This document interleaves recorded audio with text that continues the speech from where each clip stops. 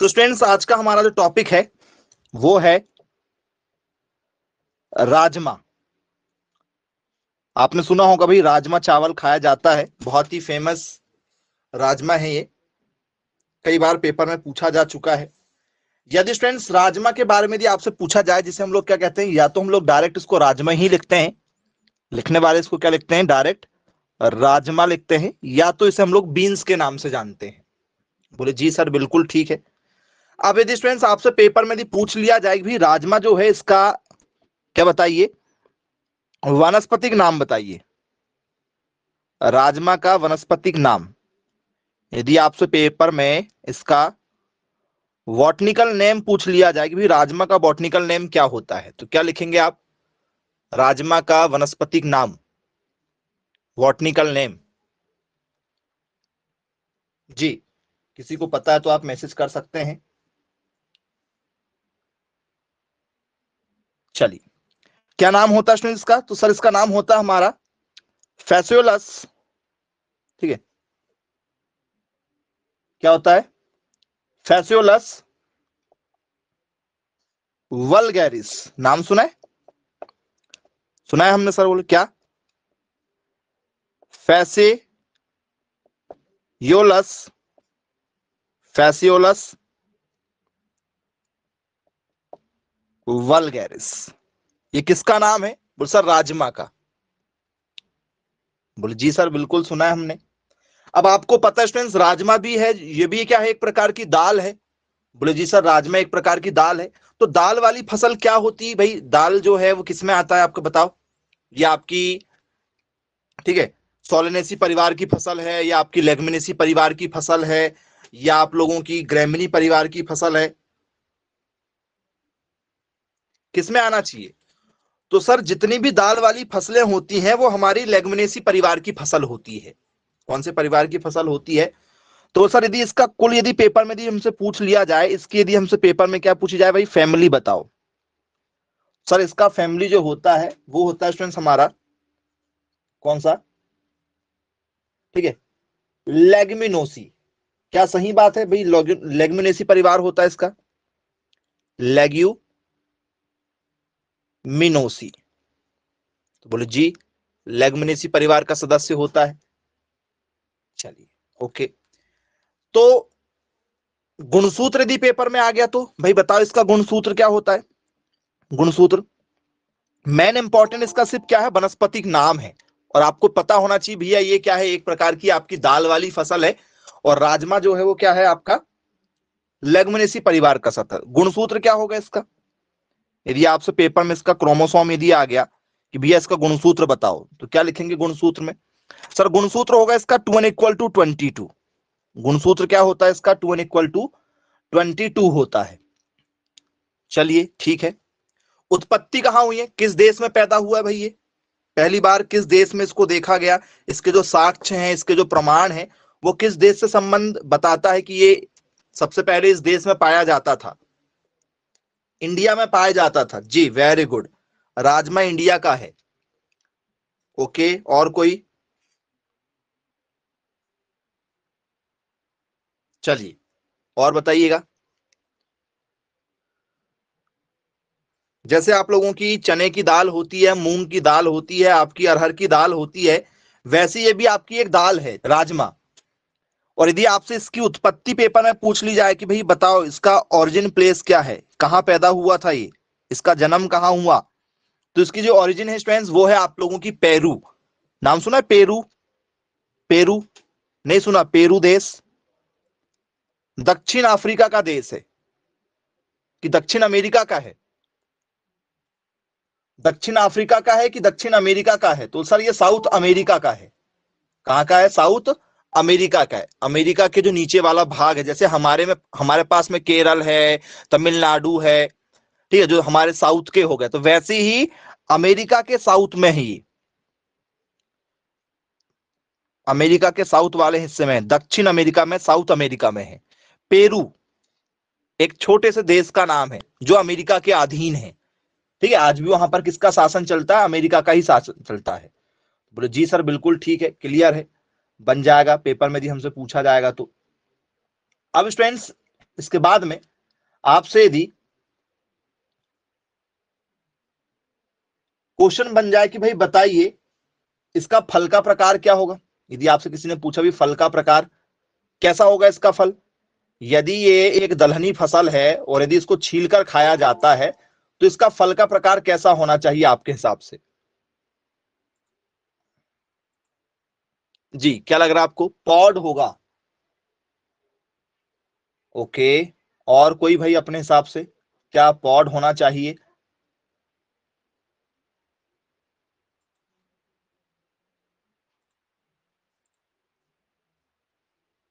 चलिए सभी लोग पॉड कह रहे हैं, मतलब कंफर्म है कि भाई पॉड ही इसका करेक्ट आंसर होना चाहिए। ओके वेरी गुड, बहुत शानदार आंसर दिया गया है। Pod is the right answer. यहां पर क्या होगा स्टूडेंट्स आप लोगों का? पॉड ही आंसर होगा। पॉड मतलब फली, इसको छीलकर खाया जाता है, फली निकालकर खाया जाता है, तो फली क्या हो जाएगा आपका यहां पर? करेक्ट आंसर हो जाएगा। चलिए तो स्टूडेंट्स कॉमन कुछ चीजें यदि आप देखेंगे तो वो क्या होती है स्टूडेंट्स कि भाई इनका जो कुल है वो कुल एक सा होता है, कुल लेगुमिनेसी होता है। बोलो जी सर, कुल एक समान होता है। जो भी आपकी क्या फसल आएगी, दाल वाली फसल आएगी, दलहनी फसल। इनका जो फल होता है, इनका जो फ्रूट होता है, वो फ्रूट स्टूडेंट सभी लोगों का आपको पॉड ही नजर आएगा, फल ही होगा, जिसे हम लोग पॉड कह सकते हैं। और एक और चीज स्टूडेंट्स इसकी कॉमन होती है जिसे हम लोग बोलते हैं पुष्पक्रम। क्या कहते हैं इसको हम लोग? पुष्पक्रम बोलते हैं। पुष्पक्रम, इनफ्लोरोसेंस। बोल सर इनका जो इनफ्लोरोसेंस होता है, पुष्पक्रम होता है, इसमें जब पुष्प निकलते हैं तो उस पुष्प को क्या कहा जाता है? जी, उसके इन्फ्लोरोसेंस को क्या कहा जाता है? वो सर उसे कहा जाता है हमारा रेसिम। क्या कहा जाता है? रेसिम के नाम से जाना जाता है। तो बोले जी बिल्कुल, हमने कई बार सुना है इसके पुष्पक्रम को क्या कहा जाता है? रेसिम के नाम से जाना जाता है। चलिए क्लियर है। रेसिम का मतलब क्या होता है कि भाई जो पुष्प निकलेंगे वो ऐसे निकलेंगे, ऐसे पुष्प निकलेंगे। बोले जी बिल्कुल, देखा हुआ है हमने। तो ये नॉर्मल बातें जो है वो किसकी है? राजमा की है। चलिए राजमा को क्लियर हो गया। पोषक तत्वों का राजा किस फसल को कहा जाता है? पोषक तत्वों का राजा किस फसल को कहा जाता है? जी बताइएगा। यदि आपसे पेपर में यदि पूछ लिया जाए कि भाई पोषक तत्वों का राजा जो है वो किस फसल को कहेंगे हम लोग, तो बताइएगा क्या इसे पोषक तत्वों का राजा कह सकते हैं आप लोग? एनीवन यदि कहना चाहे तो बिल्कुल कह सकते हैं, कोई दिक्कत नहीं। बताइएगा, सोच के बताइए, बिना ऐसे लाइट मत बताइएगा, थोड़ा सा उसको सोचिए क्या हो सकता है पोषक तत्वों का राजा इसे कहा जा सकता है।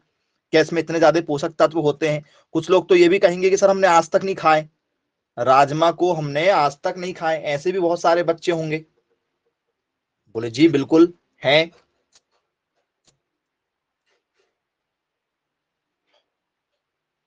चलिए खाया है, चलो बहुत सारे लोगों ने खाया है भाई, अच्छी बात है, वेरी गुड। खाना चाहिए, नहीं खाए होंगे तो खाइएगा। चलिए तो स्टूडेंट्स यदि आपसे पेपर में ये क्वेश्चन पूछ लिया गया ना तो याद रखिएगा, ठीक है?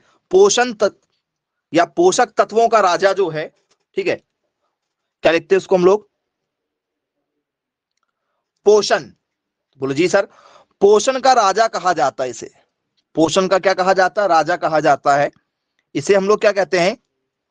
किंग ऑफ न्यूट्रिएंट्स के नाम से जानते हैं। इसमें भरपूर मात्रा में क्या मिलते हैं आपको? पोषक तत्व देखने के लिए मिल जाते हैं। बोले जी सर बिल्कुल ठीक है, क्लियर है, बनेगा हमें। इसे कॉमन वीन्स के नाम से जाना जाता है। कॉमन वीन्स मतलब साधारण वीन होता है ये। चलिए अब यदि स्टूडेंट्स आपसे पेपर में यदि पूछ लिया जाए कि क्या ये आप लोगों का एसडीपी पौधा है, एसडीपी है, क्या ये आपका एलडीपी है, क्या स्टूडेंट्स आपका ये है डीएनपी, ये किस टाइप का पौधा है आपका? बताइएगा। बहुत ही बेसिक टाइप का यहां पर एक क्वेश्चन हमने आपके सामने रखा हुआ है। शायद आप सभी लोगों ने इस टाइप के क्वेश्चन पहले भी पढ़े जरूर होंगे। जी, एसडीपी का मतलब होता है स्टूडेंट्स जिन्हें प्रकाश की बहुत कम आवश्यकता होती है, ठीक है, कि ज्यादा आवश्यकता होती है। बताओ, शॉर्ट डे प्लांट मतलब जिन्हें ऐसे पौधे जिन्हें क्या होती है? प्रकाश की कम आवश्यकता होती है। क्या होगा इस हिसाब से आपका आंसर? बताइए जरा। एसडीपी का मतलब होता है short day plant. Short day plant मतलब लघु प्रकाश, लघु प्रकाश मतलब कम प्रकाश चाहिए इसको। एलडीपी मतलब क्या होता है sir? Long day plant. Long day plant मतलब इसको क्या चाहिए सर? इसको चाहिए दीर्घ प्रकाश, इसको दीर्घ प्रकाश चाहिए। अब डीएनपी क्या होता है आपका सर? डीएनपी का मतलब होता है डे नेचुरल। क्या होता है ये? डे नेचुरल होता है। तो बोले यस सर बिल्कुल ठीक है। तो अब बताइए इसमें क्या होगा? एसडीपी होगा या आप लोगों का एलडीपी होगा या आप लोगों का डीएनपी होगा? ठीक है, डीएनपी क्या हो जाता है आपका? डे न्यूट्रल प्लांट मतलब जिसे किसी प्रकार के मौसम की आवश्यकता नहीं पड़ती है। इसका मतलब होता है कि भाई दिन में ज्यादा धूप निकलना चाहिए, दिन में ज्यादा धूप। तो इसमें क्या आता है आपका सर? इसमें पूरी रबी की फसल आ जाती है कि खरीफ की? सर इसमें खरीफ की आती है क्योंकि खरीफ में जो है वो दिन क्या होते हैं, दिन में धूप ही नहीं निकलती। तो सारी खरीफ की फसल जो है वो एसडीपी मानी जाती है। खरीफ की सारी फसल एसडीपी आती है। बोलो जी। एलडीपी क्या होती सर? सारी रबी की फसल आ जाती, सारी की सारी रबी क्रॉप इसी में आती है एलडीपी में। क्यों? क्योंकि धूप ज्यादा निकलती है सुबह सुबह। बोले जी सर बिल्कुल। और एसडीपी का मतलब क्या हुआ कि भाई शॉर्ट डे। ठीक है, तो बोले धूप ही नहीं निकलती सर। कब नहीं निकलती सर? खरीफ के मौसम में धूप ही नहीं निकलती। तो राजमा जो है आप लोगों का बच्चों, यदि आपसे पेपर में यदि पूछा जाए तो मैक्सिमम बच्चे गलत करते हैं। राजमा जो है आपका वो है डीएनपी। राजमा क्या है आपका? डीएनपी है। डीएनपी का मतलब क्या है? डे न्यूट्रल प्लांट मतलब जिन्हें मौसम में कोई परिवर्तन हो उससे कोई फर्क नहीं पड़ने वाला है। ठीक है, एक समान प्रकाश जो मिल जाए उसमें हो जाएगा। ठीक है, जो प्रकाश मिल जाए उस प्रकाश में ये आपका क्या हो, आसानी से हो जाएगा। मतलब प्रकाश की आवश्यकता नहीं होती इसको। डे न्यूट्रल वाले को हम लोग क्या बोल सकते हैं भाई? इसको प्रकाश की किसी प्रकार की कोई आवश्यकता नहीं होती है। तो राजमा आपका जो है वो कैसा है सर? एसडीपी माना जाता है कि एनडीपी माना जाता है कि एलडीपी माना जाता है? तो सर इसको हम लोग बोलते हैं डीएनपी। क्या कहते हैं? डीएनपी के नाम से इसे जाना जाता है, याद रखिएगा। अब स्टूडेंट्स ये एक प्रकार की क्या है सर? ये राजमा जो एक प्रकार की हमारी क्या है? दाल है। तो भैया इसमें कुछ ना कुछ प्रोटीन तो होगा क्योंकि दालों में प्रोटीन का भंडार पाया जाता है। बोले जी सर दालों में प्रोटीन होता है। कितना परसेंट प्रोटीन पाया जाता है दालों में? तो लगभग स्टूडेंट्स इसमें 24% जो है वो प्रोटीन की मात्रा पाई जाती है। किसमें? दाल में। किसकी? राजमा की दाल में। बोले जी बिल्कुल ठीक है, क्लियर है, बन जाएगा पेपर में यदि पूछा जाता है तो ये जो है स्टूडेंट्स इसके काफी इंपॉर्टेंट क्वेश्चन थे जो मैंने आपके सामने रखा। राजमा में सिर्फ इतने ही क्वेश्चन पूछे जाते हैं पेपर में, याद रखिएगा आप लोग। यदि आपसे बने तो बहुत अच्छी बात है। अब हम स्टूडेंट्स बात करेंगे आपसे हमारे एक दूसरे टॉपिक पर जो लगातार कई बार चर्चा का विषय रहा। एक छोटा सा टॉपिक था आपका राजमा। मैं आपसे इसका वनस्पतिक नाम याद रखिएगा और किंग ऑफ न्यूट्रिएंट्स के नाम से भी इसे याद रखिएगा। अब हम जिस टॉपिक की बात कर रहे हैं पेपर में लगातार कई बार पूछा जा चुका है, आप लोगों ने भी इसको पहले कई बार पढ़ चुका है। टॉपिक है स्टूडेंट्स हमारा मस्टर्ड, जिसे हम लोग बोलते हैं सरसों। ये जो टॉपिक है स्टूडेंट्स ये हमारा आ जाता है अब तिलहन वाला। तिलहन मतलब इनके क्या बनता है सर? तेल बनता है। तो ये आपकी क्या हो गई? ऑयल सीड क्रॉप हो गई, तिलहनी फसलें हो गई। अभी आपको मैंने जो बताया वो दलहनी फसलें हैं और ये आपकी क्या है? तिलहनी फसलें हैं। मतलब तेल वाली फसलों की हम चर्चा करेंगे आपसे कि भैया किसमें कितना तेल पाया जाता है। बोले जी बिल्कुल सर ठीक है भाई, क्लियर है। तो सबसे पहला ही स्टूडेंट्स इसमें आपको क्वेश्चन निकल कर आता है वो है स्टूडेंट्स वनस्पतिक नाम। वनस्पतिक नाम सरसों का सबसे पहले स्टूडेंट्स आप लोगों से क्या पूछा जाएगा? बॉटनिकल नेम पूछा जाएगा। बॉटनिकल नेम की जगह कई बार साइंटिफिक नेम करके भी दे देता है, तो कंफ्यूज मत होना। बॉटनिकल नेम साइंटिफिक नेम एक ही होता है। वो जानबूझ के आपको कंफ्यूज करने के लिए बोल देता है कि भाई साइंटिफिक नेम बताओ, एक ही बात है जी। वेरी गुड, बहुत शानदार। चलिए, अलग अलग तरीके से आपके आंसर आ रहे हैं जी। यदि आपसे मस्टर्ड पर यदि पेपर में यदि क्वेश्चन पूछ लिया जाएगा भी मस्टर्ड के बारे में हमें बताइए जी, वेरी गुड, बहुत शानदार। करेक्ट आंसर आप सभी लोगों के द्वारा आ रहे हैं।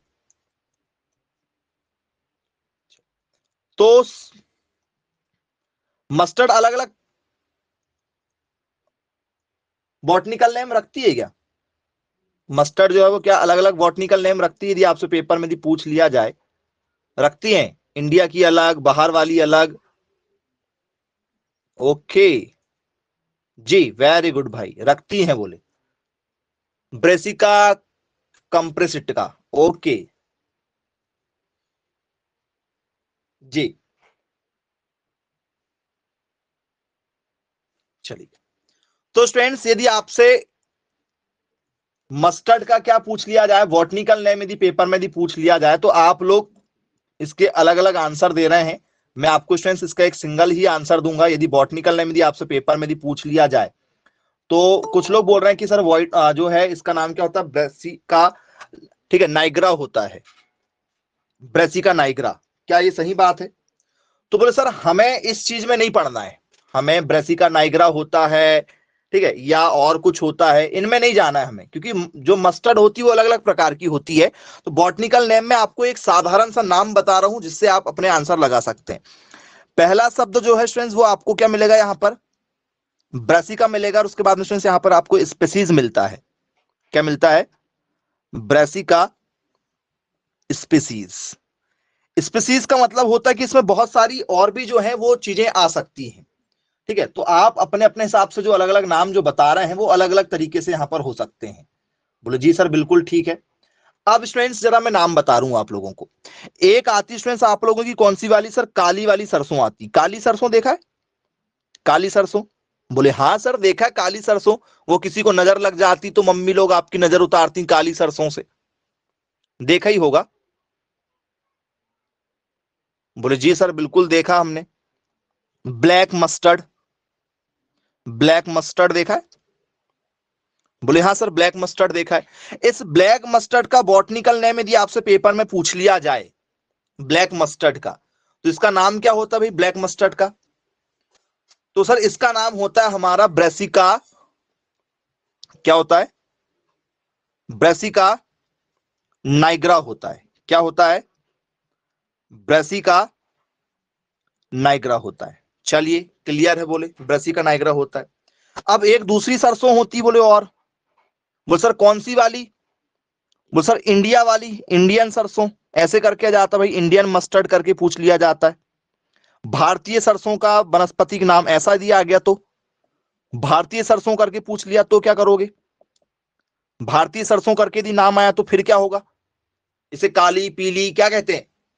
बोल सर भारतीय सरसों में जो आता है हमारा वो सरसों एक कौन सी होती सर? पीली वाली होती। पीली सरसों येलो टाइप की जो होती हल्की सी। बोले यस सर। अब इसका क्या नाम होता पीली वाली का? तो सर इसका नाम हम लोग लिखते हैं क्या? ब्रेसिका जनसिया। सुना होगा शायद नाम ये वाला आपने। क्या नाम सुना है? ब्रेसिका जनसिया, सुना है क्या नाम? बोले हाँ बिल्कुल सुना है, ब्रेसिका जनसिया भी हमने नाम सुना हुआ। नहीं सुना क्या? चलिए सुना है। अब बोले सर एक जो सरसों होती सर वो पूरी की पूरी येलो होती, डार्क येलो। डार्क येलो आपने देखा होगा, सरसों के तेल दो तीन प्रकार के आते हैं मार्केट में। एक सरसों का तेल आता है जो लाइट येलो होता है, एक सरसों का तेल आता है जो बहुत ज्यादा लाइट होता है, बहुत ज्यादा येलो होता है, और एक जो होता है बहुत ज्यादा डार्क होता है, मटमैला सा। तीन चार प्रकार के सरसों के तेल की ब्रांडिंग चलती है मार्केट में, कभी गौर करके देखना आप लोग, या आप कभी सर्च करके देख लेना। ठीक है, तो आपको मिल जाएगा अलग अलग कंपनी के जो तेल होते हैं वो उसमें अलग अलग आपको फर्क नजर आता है। बोले जी सर बिल्कुल ठीक है। तो फ्रेंड्स ये भारतीय सरसों करके आएगी। अब यदि एक सरसों आपको डायरेक्ट ही पूछ लिया जाए कि भैया येलो सरसों का बताओ, येलो का, भारतीय नहीं, अब उसमें आ गया येलो कलर की। कौन सी वाली? येलो कलर की आ गई। येलो कलर की बता दो, बोले पीली रंग वाली। पीली सरसों का वनस्पतिक नाम, हालांकि ऐसा कभी नहीं पूछा जाएगा पीली सरसों का वनस्पतिक नाम क्या होता है। वो सर इसके नाम के साथ में भी क्या लगेगा सर? ब्रेसी का शब्द जरूर लगेगा। क्या लगेगा सर? ब्रेसी का लगेगा। क्या लगेगा इसके नाम के साथ में? वो सर ब्रेसी का शब्द लगेगा। चलो भाई लगा देते हैं ब्रेसी का शब्द। फिर क्या बनेगा ब्रेसी का शब्द यदि लगा दिए तो? पीली सरसों में यदि ब्रेसी का शब्द लग गया तो क्या बनेगा? तो सर नाम बन जाएगा इसका हमारा ब्रेसिका कैंपेस्ट्रिस। ब्रेसिका कैंपेस्ट्रिस बन जाता है। क्या बन जाता है, नाम में क्या जुड़ जाता है हमारा, यहां पर नाम में जुड़ जाता है हमारा, ठीक है, कैंपेस्ट्रिस, ऐसा लिख सकते हैं, कैंपेस्ट्रिस। ये 3 सरसों मैंने आपको बता दिया यहां पर। आज तक आपने एक ही पढ़ा होगा, कुछ बच्चों ने ये बताया था सबसे शुरुआत में, वेरी गुड, बहुत अच्छी बात है। कुछ बच्चों ने ये बताया था ब्रेसिका, ठीक है, कैंपेस्ट्रिस के बारे में बताया था, वेरी गुड। वो आपकी येलो सरसों है, उसे क्या कहा जाता है, पीली सरसों कहा जाता है। बोले जी बिल्कुल ठीक है भाई, पेपर में यदि पूछा जाएगा तो हम बता देंगे, इसको पीली सरसों कहते हैं।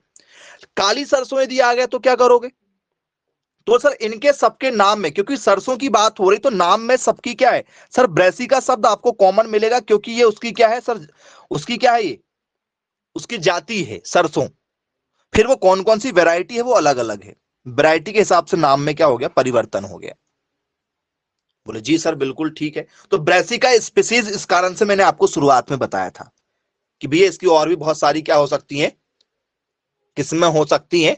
तो वो अलग अलग तरीके से क्या हो जाता है, ब्रेसिका के बाद में शब्द बदल जाते हैं। लेकिन आपको ये कहीं देखने के लिए मिलेगा, कहीं भी नहीं मिलता आपको देखने के लिए, इसलिए आप कंफ्यूज हो जाते हैं। मैंने आपको तीनों बता दिया हूं, तीनों आप बहुत ही अच्छे तरीके से नोट डाउन करके रख लीजिएगा। पेपर में यदि कभी दोबारा यदि आपसे आ जाए तो आपको बनना चाहिए। बनेगा क्या, सभी लोगों से नोट डाउन कर लीजिए। चलिए वेरी गुड, बनेगा, बोले पेपर में दिया आएगा तो आसानी से बोले बन जाएगा। अब सरसों में आप लोगों का जो बॉटनिकल नेम का बहुत बड़ा जो, ठीक है, फेरबदल था, वो आपको समझ में आ गया कि कहां कहां हम लोग गलतियां करते हैं, वो आपको सुधार कर लेना है। इसके बाद में आ जाते स्टूडेंट्स हम लोग फैमिली। सरसों जो है वो कौन से परिवार का है, इसका परिवार, इसका कुल कौन सा है, सरसों का कुल कौन सा होना चाहिए। चलिए, सरसों का जो कुल है बोले वो क्रूसीफेरी होता है। सरसों का जो परिवार है बोले वो कौन सा होता है सर, यहां पर क्रूसीफेरी होता है, क्रूसीफेरी। ये कह रहे हैं आप लोग सर कि ये क्रूसीफेरी होता है। चलिए बहुत अच्छी बात है भाई। अब स्टूडेंट्स मैं बात यहां पर करना चाहूंगा भाई, ये क्रूसीफेरी जो फैमिली है, ठीक है, ये फैमिली एक्चुअल में होती कैसी है, कैसी होती है फैमिली, कौन कौन से सदस्य इसमें आते हैं। क्या क्रूसीफेरी को ब्रेसिकैसी भी लिखा जाता है, यदि मैं क्रूसीफेरी के नाम को चेंज करना चाहूं तो क्या इसे ब्रेसिकैसी भी लिखा जा सकता है क्या। तो क्रूसीफेरी ही परिवार का दूसरा नाम होता है स्टूडेंट्स आप लोगों का, ब्रेसिकैसी। शायद नाम सुना होगा आपने, बोले जी बिल्कुल सुना है। और यही ब्रेसिकैसी शब्द जो है वो मस्टर्ड के सामने आया था, ब्रेसिका। इसको क्या कहा जाता है, एक और इसका नाम है ब्रेसिकैसी के नाम से जाना जाता है। तो बोले जी अब कंफ्यूजन नहीं होगा हमें, क्रूसीफेरी मिले चाहे ब्रेसिकैसी मिले एक ही बात है। चलिए ठीक है, अच्छी बात है। स्टूडेंट्स इसमें जितने भी परिवार आते हैं, इस ब्रेसिकैसी में जितने भी परिवार आते हैं, सबकी जड़ें होती मुसला। सबकी जड़ कैसी होती, मुसला जड़। मुसला जड़ मतलब होता है students tap root. Tap root का मतलब क्या होता है, कोई बताना चाहता है टैप रूट किसे कहते हैं। टैप रूट के यदि मैं आपसे एग्जांपल की बात करूं, भाई टैप रूट एग्जांपल बताओ, टैप रूट में कौन कौन सी चीजें आती हैं, तो कैसे चीजें इसमें आती भाई टैप रूट में, बताओ। एनीवन कोई जानता यदि हो, बेसिक तरीके से यदि आपने कभी पढ़ा हो। गहरी जड़ आती, वेरी गुड, बहुत शानदार आंसर दिया गया है। टैप रूट का मतलब होता है कि गहरी जड़। चलिए बहुत अच्छे तरीके से आपने आंसर दे दिया है। टैप रूट मतलब क्या होता है स्टूडेंट्स, टैप रूट का मतलब होता है यहां पर कुल मिला के गहरी जड़ आती है इनकी। बोलो जी सर बिल्कुल ठीक है। यदि आपसे किसी ने पूछा कि भाई टैप रूट क्या होता है सर, इन्हें क्या कहते हैं हम लोग, गहरी जड़ वाला कहते हैं। चलिए ये कुल मिला के हम लोग इसे क्या कह सकते हैं, गहरी जड़ कह सकते हैं। इसे हम लोग क्या कह सकते हैं, मेन रूट कहते हैं। और मेन रूट हमेशा क्या होती है आप लोगों की, गहराई में जाती है। बोले जी सर बिल्कुल ठीक है, लार्ज होती है। चलिए ओके ठीक है, बन जाएगा, टैप रूट होता है इसमें। अब इसके बाद में स्टूडेंट्स आपसे पेपर में यदि पूछा जाता है इसमें कि भाई बताइए इसमें कौन कौन से पौधे आते हैं, तो स्टूडेंट्स आपने कभी सुना है पत्ता गोभी, फूल गोभी, मूली, सरसों, राई, मसाले, सुना है क्या। बोले जी सर सुना है हमने, पत्ता गोभी सुना है, फूल गोभी सुना हुआ है, कैबेज सुना है, कलीफ्लावर सुना है हमने, जी सुना हुआ है। ओके, चलिए। टर्निप सुना है? सलजम, सलजम सुना है? सलजम, मूली, मूली सलजम, सरसों। बोले जी बिल्कुल सुना है। चलिए, सुना है। तो स्टूडेंट्स, क्या इसमें एक सफेद सरसों आती? सफेद सरसों, सफेद सरसों। क्या सरसों में एक सरसों का नाम सफेद सरसों है? कभी व्हाइट मस्टर्ड देखा है? सफेद सरसों कभी किसी ने देखा है? अरे वाह, वेरी गुड। मुझे लगा था कि नहीं देखा है। देखा है? चलो, कुछ लोग बोल रहे हैं देखें, कुछ लोग बोल रहे हैं नहीं देखें। सफेद सरसों भी होती है। चलो, आप आज आपको पता लगा कि सफेद सरसों नाम की कोई चीज होती है। चलिए, एक पीली सरसों होती है, एक काली सरसों होती है, और एक होती है सफेद सरसों, जिसे नाम के द्वारा यदि लिखा जाएगा तो क्या लिखेंगे स्टूडेंट्स? नाम के सामने यदि हमें नाम यदि लिखना है तो इसका सर नाम में सबसे पहले क्या जाएगा? ब्रेसिका। हालांकि ये कभी पूछा नहीं गया है, ये आपके जनरल नॉलेज के लिए मैं बता रहा हूं कि आपको पता होना चाहिए। इसको क्या लिखा जाता है सर? ब्रेसिका के नाम से लिखा जाता है। और लास्ट वाला नाम होता है स्टूडेंट्स आपका एल्वा। ब्रेसिका एल्वा के नाम से इसे जाना जाता है। ब्रेसिका एल्वा इसे कहा जाता है, ब्रेसिका एल्वा। याद रखिएगा, ठीक है? ये आपकी जानकारी के लिए है, क्योंकि कई बार पेपर में पूछा जाता है। बोले जी सर बिल्कुल ठीक है, बन जाएगा पेपर में यदि पूछा जाएगा तो। अब स्टूडेंट्स, इसकी उत्पत्ति कहां से हुई है? यदि आपसे पेपर में पूछा जाए भी सरसों जो है, इसकी उत्पत्ति कहां से हुई है, किस देश से मानी जाती है इसकी उत्पत्ति? तो सर इसकी उत्पत्ति जो है वो इंडिया से भी मानी जाती है, और इसकी उत्पत्ति चाइना से भी मानी जाती है। तो मेन जो है वो आप लोगों का चीन है। चीन यदि नहीं मिला तो फिर आप क्या लगा सकते हो? इंडिया लगा सकते हो, लेकिन पहले नंबर पर आपको चीन ही ऑप्शन में मिलना चाहिए, और आंसर भी यही परफेक्ट होता है। बोले जी बिल्कुल सर, ठीक है, क्लियर है। अब यदि स्टूडेंट्स आप लोगों से यहां पर क्रोमोसोम नंबर ही दिया आ गया इसका, तो क्रोमोसोम नंबर बताओ। गुणसूत्र क्या होता है इसका? गुणसूत्र जी, वेरी गुड, वेरी गुड, बहुत शानदार, करेक्ट आंसर दिया जा रहा है आप सभी लोगों के द्वारा स्टूडेंट्स। 2n = 36 होता है। जी वेरी गुड, बहुत शानदार आंसर दिया गया आप लोगों के द्वारा। 2n = 36 लिख लिया जाए। क्या सभी लोग इसी आंसर के साथ जाना चाह रहे हैं? लॉक लगा दिया जाए। चलिए, 2n = 36 बोले, ये करेक्ट आंसर है। 2n नर और मादा दोनों के लिए हो जाता है 2n। अब ये क्वेश्चन जो है वो कई बार पूछा जा चुका है। क्वेश्चन है आप लोगों का, ऑयल कंटेंट, मतलब यदि आप स्टूडेंट्स सरसों के बीजों को यदि क्या करते हो, तेल निकालने के लिए यूज करते हो, तो उसमें कितना % तेल मिलता है आप लोगों को? जी बताइए। सरसों के बीज और जो तेल है इसका अनुपात क्या होगा?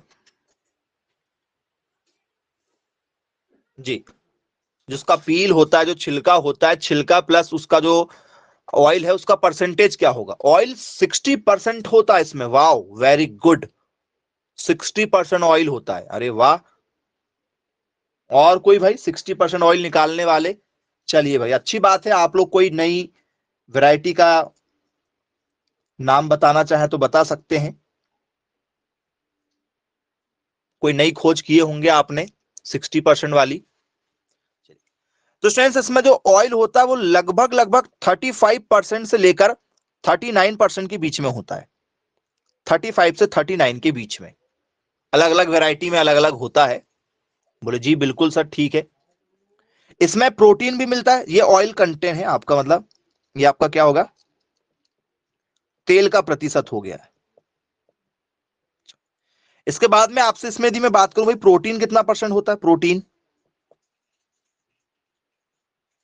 प्रोटीन कितना % पाया जाता होगा इसमें?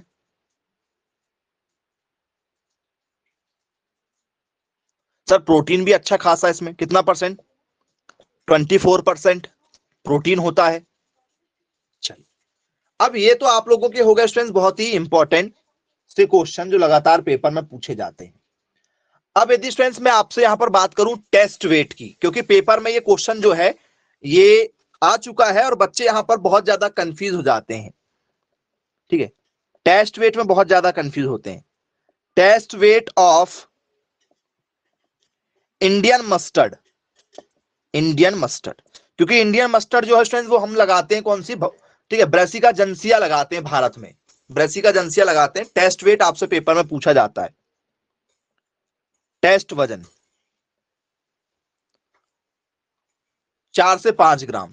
टेस्ट वेट का मतलब होता है कि भाई सरसों के 1000 दानों का वजन, 1000 दानों का वजन, 1000 दानों का वजन कितना होता है, उसे टेस्ट वेट कहते हैं। सर 1000 दानों का जो वजन होता है सरसों का, वो होता है स्टूडेंट्स लगभग लगभग 4 से 5 ग्राम के आसपास। 5 ग्राम, कितना, मात्र 5 ग्राम, 4 ग्राम 5 ग्राम के आसपास में, क्योंकि सरसों बहुत हल्की होती है और सरसों के 1000 दाने बहुत बारीक से होते हैं, तो मात्र 5 ग्राम क्या होता है, 1000 दानों का वजन होता है। बोले जी सर बिल्कुल ठीक है, 1000 दानों का वजन होता है। चलिए क्लियर है। पूरे विश्व में स्टूडेंट्स यदि हाईएस्ट प्रोडक्शन की यदि हम बात करें कि पूरे विश्व में जो है वो सरसों का उत्पादन सबसे ज्यादा कहां होता है, हाईएस्ट प्रोडक्शन बताइए, सर्वाधिक उत्पादन, सर्वाधिक उत्पादन की यदि हम बात करें, सर्वाधिक उत्पादन कहां होता है, जी बताइएगा, सर्वाधिक उत्पादन सरसों का कहां होता है पूरे विश्व में, विश्व की बात कर रहे हैं, पूरे ऑल ओवर वर्ल्ड में सबसे ज्यादा सरसों कहां होती है, इंडिया में होती, जी वेरी गुड, ओके, और कोई भाई, जी, और पेपर में भी पूछ लिया जाए, पूरे विश्व में चाइना, चलो चाइना बोले पहले नंबर पर है। नेपाल, अरे वाह, नेपाल है बोले पहले नंबर पर, किसने कह दिया भाई नेपाल,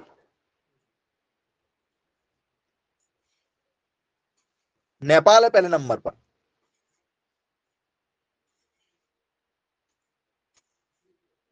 कनाडा है, ओके,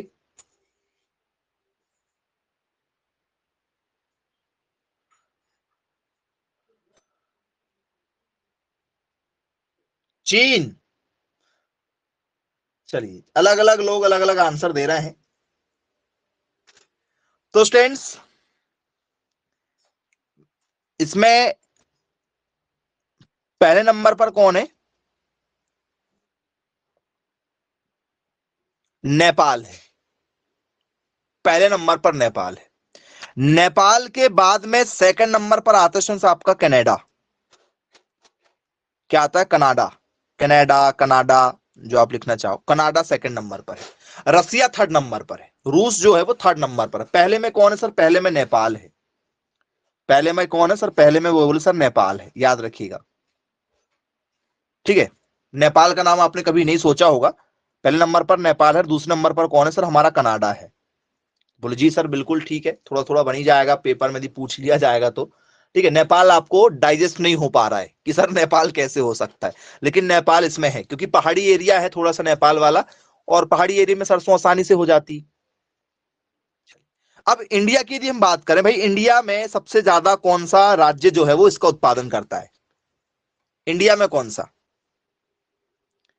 इंडिया में पहले कौन,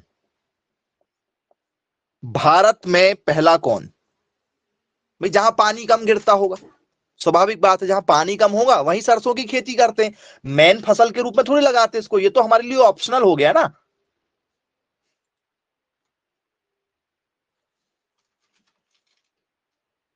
जी, चलिए, बोल सर राजस्थान इसमें हम पहले नंबर पर लगाएंगे, क्या लगाएंगे इसमें हम लोग, राजस्थान को पहले नंबर पर लगाएंगे। चलिए ठीक है, बोल राजस्थान को लगा देंगे। अब फ्रेंड्स आपने ये क्वेश्चन जरूर कई बार सुना होगा इसका, इसका फ्रूट क्या होता है, इसका फल, इसका फल कैसा होता है, मस्टर्ड के फल देखा आपने, मस्टर्ड में फल लगता है, बोले हाँ देखा सर, मस्टर्ड में फल कैसा होता है भैया, मस्टर्ड में जो फल होता है वो कैसा होता है, फ्रूट का टाइप बताना है आपको। अब आपके लिए काफी इंपॉर्टेंट हो जाएगा, चलो मैं आपको दिखाना चाहूंगा कि इसका जो फल होता है वो कैसे होता है। तो सर इसके यदि हम फल की यदि हम चर्चा करें तो मस्टर्ड में जो फल निकलते हैं वो कुछ इस तरीके के निकलते हैं, जरा समझिएगा। फल जब इसमें पड़ते हैं तो आपने देखा होगा, ठीक है, इस टाइप से फल निकलते हैं।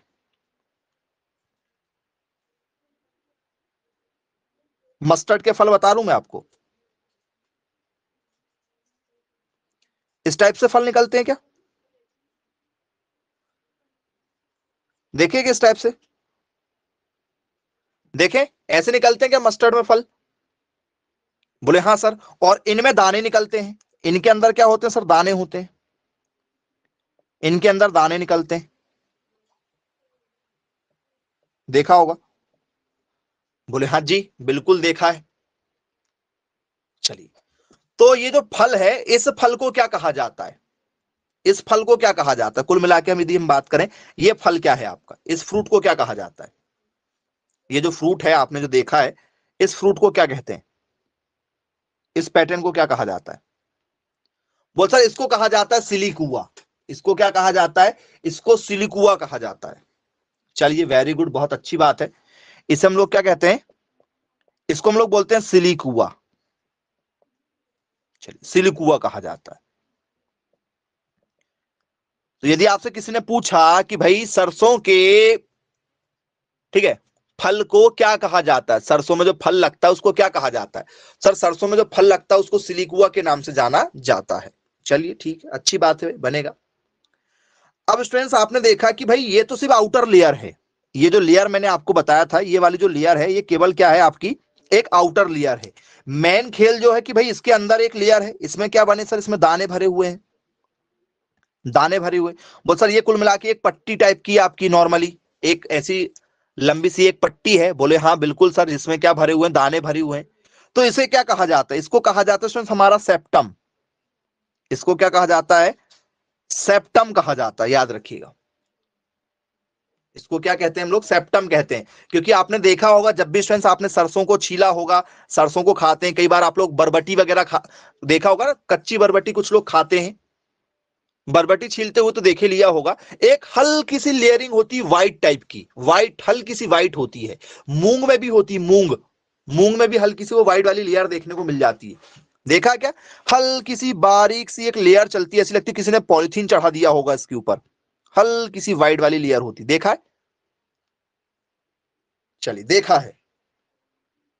इसे क्या कहा जाता है? इसको क्या कहा जाता है इस लेयर को? सर इस लेयर को कहा जाता है सेप्टम।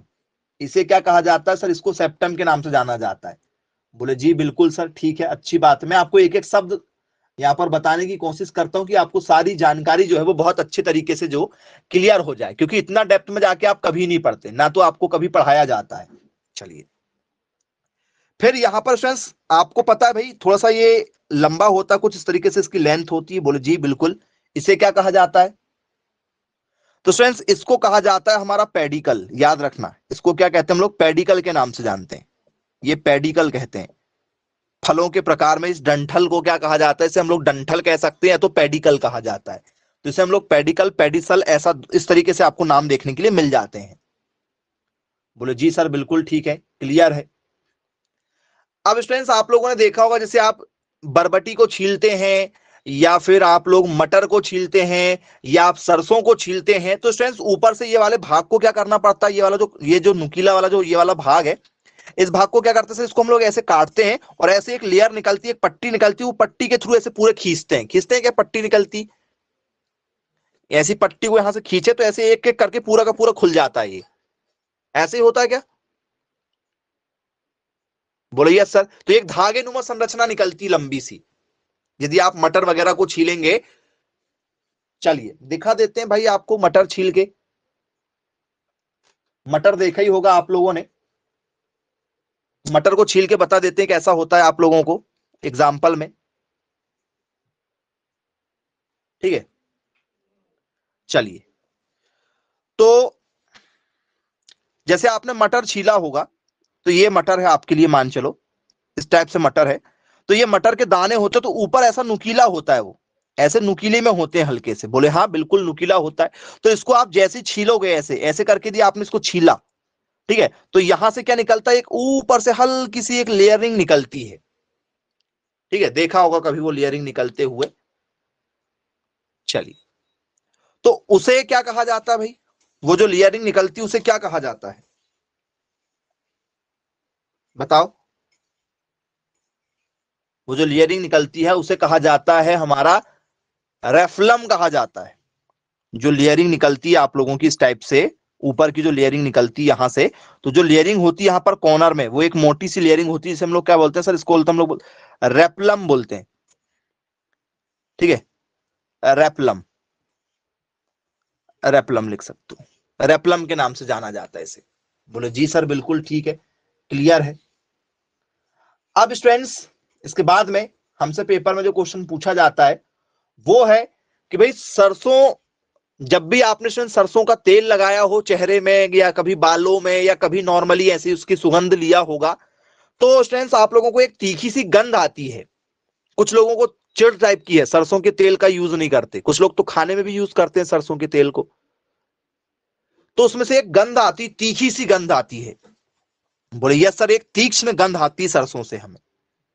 बोले जी बिल्कुल सर, एक प्रकार की क्या आती है, तीखी सी गंध आती है, जिसे हम लोग बोल सकते हैं चरपराहट। चरपराहट आती, छोटे से बच्चे को यदि धोखे से दिया आपने क्या लगा दिया, सरसों के तेल को लगा दिया, बेचारा रोने लगेगा, आंसू आ जाते हैं चेहरे में यदि आप लगा लेते हैं तो। बोले जी सर बिल्कुल हुआ है ऐसा। चलिए, तो ये चरपराहट का कारण क्या होता है, चलिए जिसे हम लोग बोल सकते हैं प्यूगेंसी के नाम से जानते हैं, प्यूगेंसी, चरपराहट। इसमें आपसे पेपर में पूछा जाता है कि भाई ये जो चरपराहट होती है, जो फ्यूगेंसी होती है, वो किस कारण से होती है। चलिए, वेरी गुड, आइसोथायोसाइनाइड के कारण से होती है। बहुत शानदार, आपके द्वारा आंसर दिया गया है।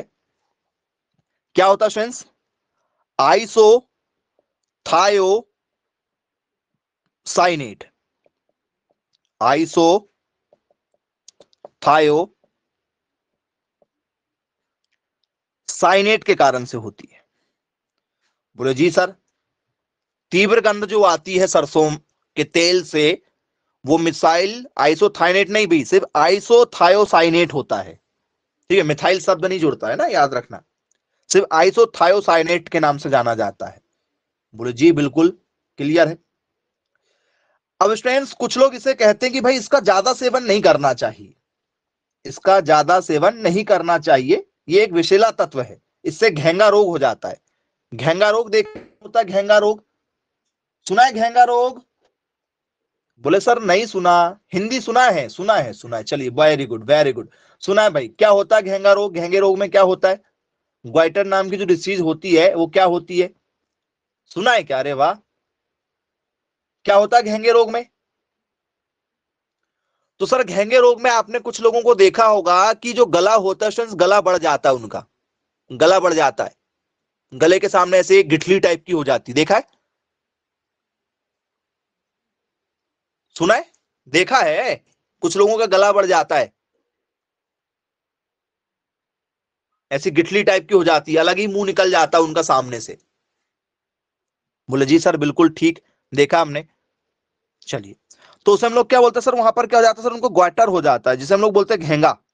कौन सा रोग हो गया सर, घेंगा रोग हो गया। बोले घेंगा, घेंगा जैसा लिखना चाहे घेंगा भी लिख सकते हैं, कुछ लोग इसको घेंगा लिखते हैं, घेंगा। चलिए, घेंगा रोग हो जाता है ज्यादा सेवन करने से, इसको ज्यादा सेवन नहीं करना चाहिए, इसको ज्यादा नहीं खाना चाहिए भाई, सरसों के तेल का ज्यादा सेवन घेंगा रोग के लिए रिस्पॉन्सिबल माना जाता है। तो क्यों नहीं खाना चाहिए भाई, तो सर इसमें एक कोई तत्व होता है, ग्लूकोसिनेट के नाम से इसे जाना जाता है, किस नाम से जाना जाता है, ग्लूकोसिनेलेट के नाम से जाना जाता है, यह तत्व इसमें पाया जाता है, ग्लूकोसिनोलेट। ये तत्व जो है स्टूडेंट्स वो घेंगे रोग के लिए जवाबदार होता है, और ये तत्व जो है ये एक विषैला तत्व है। इसे कहा जाता है कि सरसों में पाया जाने वाला टॉक्सिक सब्सटेंस क्या है। टॉक्सिक मतलब होता है जहरीला, बताइए स्टूडेंट्स, टॉक्सिक सब्सटेंस क्या होता है, विषैला तत्व क्या है।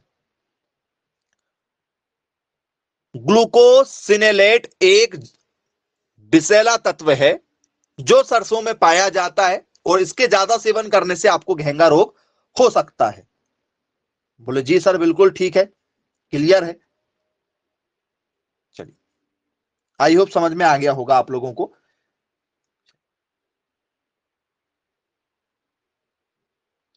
अब यदि आपसे बात किया जाए कि भाई सरसों जो है वो रबी की फसल है कि खरीफ की फसल है कि जायद की फसल है, बताओ किसकी फसल है?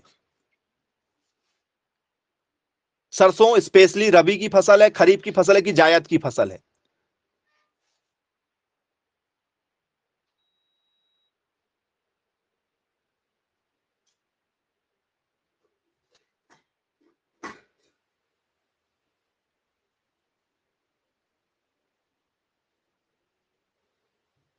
रबी की फसल है। अरे वाह, वेरी गुड, बहुत शानदार आंसर आप सभी के द्वारा। इसे आप रबी की फसल कहना चाह रहे हैं कि सर जो हमारी मस्टर्ड है ये कौन सी फसल है? सर ये हमारी रबी की फसल है। चलिए भैया, करेक्ट आंसर है। इसे क्या कहा जाता है? रबी क्रॉप्स के नाम से जाना जाता है, रबी की फसल है। अब यदि मैं आपसे यहां पर बात करूं, ठीक है, कि भाई बताइए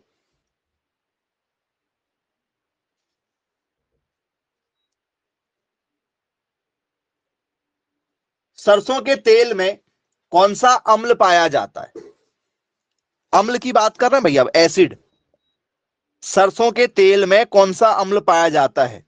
ऑयल में, सरसों के तेल में कौन सा एसिड पाया जाता है? ओलिक अम्ल पाया जाता है। अरे वाह, ओलिक अम्ल पाया जाता है।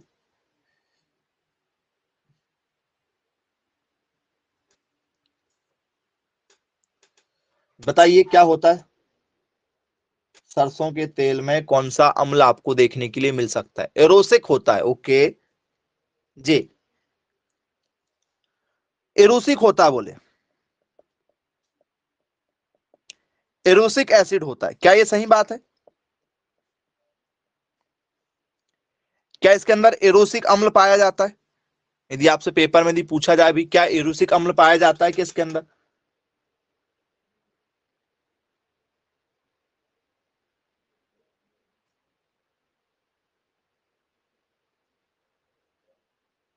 जी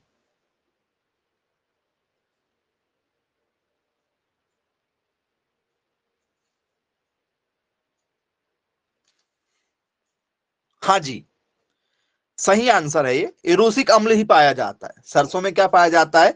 एरोसिक अम्ल पाया जाता है। चलिए, सरसों में पीलापन होता है बोले, हाँ सर सरसों पीली होती, सरसों में पीलापन पाया जाता है। क्या पाया जाता है इसमें? येलो कलर पाया जाता है। ये येलो कलर जो होता है वो किस कारण से होता है सरसों में?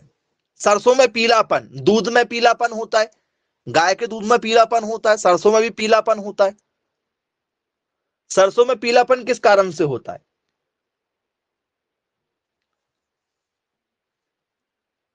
तो सर सरसों में जो पीलापन होता है वो होता है स्टूडेंट्स हमारा कैरोटोनाइट्स के कारण।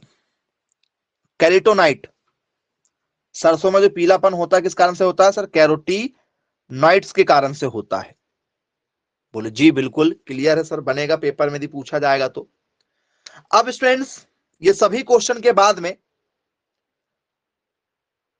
चलिए एक बहुत ही बेसिक सा क्वेश्चन आपसे पूछना चाहेंगे हम कि भाई बताइए जो ब्रेसिका जंसिया जो है वो इंडिया की वैरायटी है, इंडिया में सबसे ज्यादा लगाई जाती है।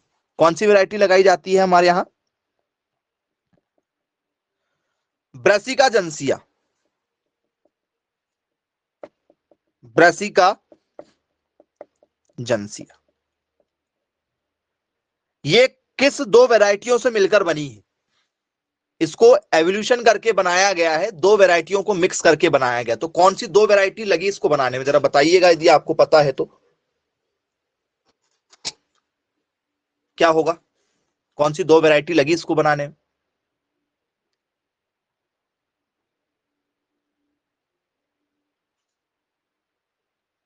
नहीं मालूम? चलो हिंट दे देते हैं। एक लगी ब्रेसिका नाइग्रा,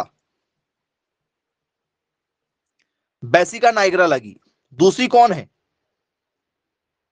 किसके क्रॉस से आया होगा बताओ? ब्रेसिका नाइग्रा और ब्रेसिका,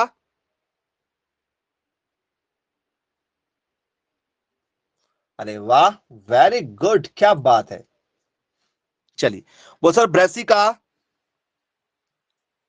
कैंपेस्ट्रिस से आया है। किससे आया है? ब्रेसिका कैंपेस्ट्रिस से आया है।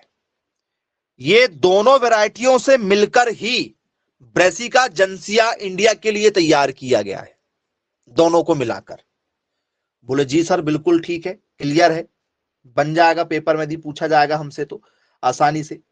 तो ये स्टूडेंट्स काफी इंपॉर्टेंट क्वेश्चन है जो लगातार हमारे सरसों पर बेस्ड पूछे जा चुके हैं। यदि स्टूडेंट्स आप लोगों से पेपर में भी पूछा जाए भैया सरसों का कड़वापन, सरसों में जो कड़वापन होता है वो किस कारण से होता है, तो बताओ। सरसों में जो कड़वापन पाया जाता है वो किस कारण से होता है?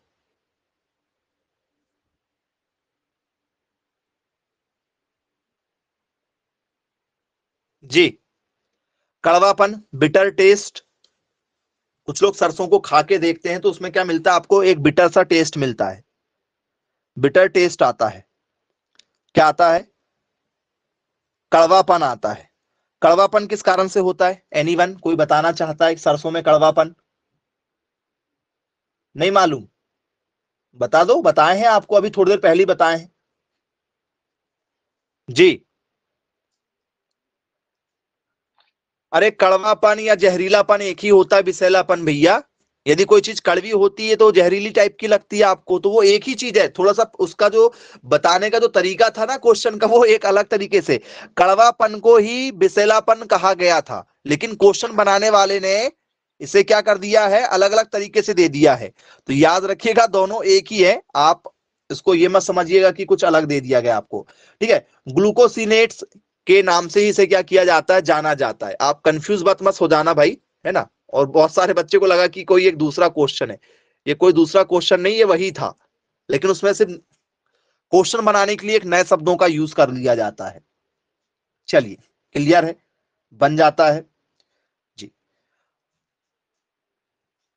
आई होप ये टॉपिक आप सभी लोगों को समझ में आ गया होगा। अब स्टूडेंट्स इसमें जो एक और जहरीला तत्व जो है, एक और जहरीला तत्व छोटा सा कम है लेकिन ज्यादा नहीं है, टॉक्सिक में एक छोटा सा कम है, जहरीला में या गंध में, तीव्र गंध में एक और तत्व है जिसका नाम आपने सुना होगा, सिनेग्रीन के नाम से सुना होगा। एक और तत्व है जो भी थोड़ा सा क्या होता है, तीखा होता है, सिनेग्रीन नाम से शायद कहीं सुना होगा आप लोगों ने, सिनेग्रीन नाम का। ये भी जो है वो क्या होता है, हल्का सा जहरीला होता है और हल्की सी इससे भी क्या आती है, तीव्र सी गंध आती है। ये भी एक रिस्पॉन्सिबल है। ठीक है, लेकिन मेन कौन सा है, मेन वाला है आपका आइसोथायोसाइनाइड, ये सबसे ज्यादा जलन पैदा करता है। और जो कड़वापन है, ठीक है, वो होता है स्टूडेंट्स आप लोगों का, या जो जहरीलापन है वो होता है स्टूडेंट्स आप लोगों का, ठीक है, किसके कारण सर, ग्लूकोसिनेट्स के कारण। किसके कारण? ग्लूको, ठीक है, सिलेट्स के कारण, ग्लूकोसिलेट्स। बोले जी सर बिल्कुल ठीक है। और पीलापन कैरोटीनॉइड्स के कारण से, पीलापन, पीलापन यदि आया तो कैरोटीनॉइड्स के कारण से। और कौन सा अम्ल पाया जाता है सर, इरूसिक नाम का अम्ल पाया जाता है। तो 5-6 क्वेश्चन इसके बहुत इंपॉर्टेंट है भाई, कड़वापन, जहरीलापन, पीलापन, तीव्र गंध, ठीक है, अम्ल। तो सरसों पेपर में कई बार आ चुकी है, इसलिए मैंने आपको यहां पर पहले ही बता दिया था कि यदि आएगी तो मेन क्वेश्चन यही इस टाइप के बनते हैं। तो आई होप सभी लोगों को समझ में आ गया होगा, ये टॉपिक पूरा बहुत अच्छी तरीके से आपको बता दिए हैं। किसी को कोई डाउट यदि हो, कुछ पूछना चाहे बिल्कुल पूछ सकते स्टूडेंट्स, नहीं तो आज की क्लास को यही समाप्त करते हैं। Bye bye, take care.